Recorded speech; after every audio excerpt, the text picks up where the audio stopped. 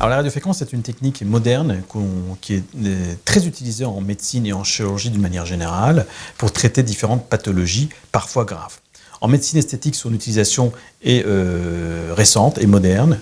Il s'agit en fait d'un appareil qui va permettre de relancer la néocollagénèse, c'est-à-dire la fabrication de collagène par la peau et par cette même occasion de tonifier la peau.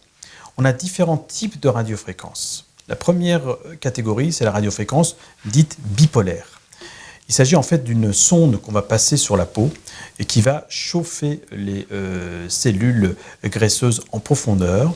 Cet échauffement des cellules graisseuses va induire une néocollagénèse, donc une fabrication de nouveaux collagènes par la peau, et donc obliger la peau à se réparer.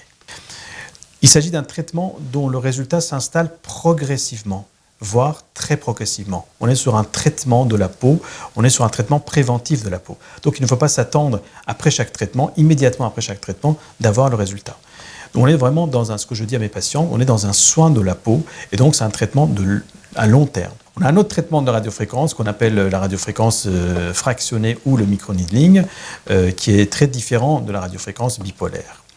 Ce traitement va consister à délivrer l'énergie de la radiofréquence en profondeur au niveau de la peau, jusqu'à des profondeurs de jusqu'à 5 mm sous le plan dermique, donc sous la peau. Et donc là, on va obliger la peau à se régénérer. Ce traitement-là est plus destiné à traiter les imperfections de la peau.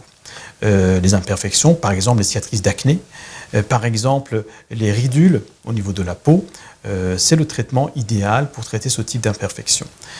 Le protocole, c'est de faire une séance toutes les 3 semaines à 1 mois, pendant 3 à 4 séances. Il s'agit d'un traitement qui ne nécessite pas vraiment d'éviction sociale, même s'il peut y avoir des micro-croûtes sur la peau pendant 24-48 heures. Pendant 1 semaine à 15 jours après chaque traitement, il ne faut pas qu'il y ait d'exposition au soleil ou avoir une protection maximum de type indice 50